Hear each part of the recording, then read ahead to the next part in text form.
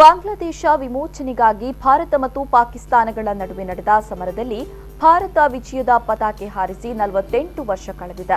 1971ರ December 3ರಂದು ಆರಂಭವಾದ Indo Pakistan ಯುದ್ಧ 13 ದಿನಗಳವರೆಗೂ ನಡೆಯಿತು.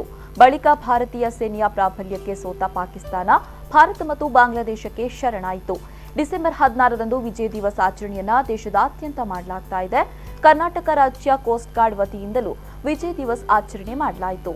ಕಮಾಂಡರ್ ಡಿಐಜಿ ಎಸ್ಎಸ್ ದಾಸಿಲಾ ಅವರು ಮಾತನಾಡಿ, ನಮ್ಮ ಮಹಾನ್ ರಾಷ್ಟ್ರಕ್ಕೆ ಹೊಸ ಇತಿಹಾಸವನ್ನ ಬರೆಯುವಲ್ಲಿ ಭಾರತೀಯ ಸಶಸ್ತ್ರ ಪಡೆಗಳ ಪಾತ್ರ ಮಹತ್ವದ್ದು ಅಂತ ಹೇಳಿದ್ರು. हम याद रखें कि हमारे वीर जवानों ने अपने प्राणों की परवाह न करते हुए अपना सर्वस्व निछावर कर दिया हमारे आज के लिए.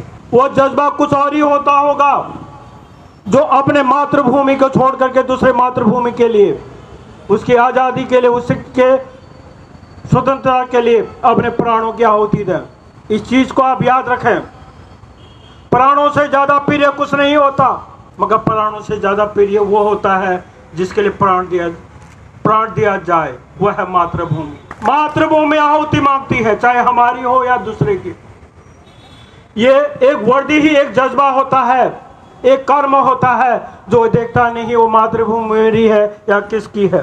राष्ट्र चिन्ह हम यहाँ पर जितने भी उपस्थित हुए हैं, हम अपने आप को बहुत सौभाग्यशाली समझना चाहिए कि हम एक राष्ट्र चिन्ह के तहत खड़े हुए हैं. ಬಳಿಕ ಹುತಾತ್ಮರಾದ ಭಾರತೀಯ ವೀರ ಯೋಧರಿಗೆ ನಮನ ಸಲ್ಲಿಸಿದರು.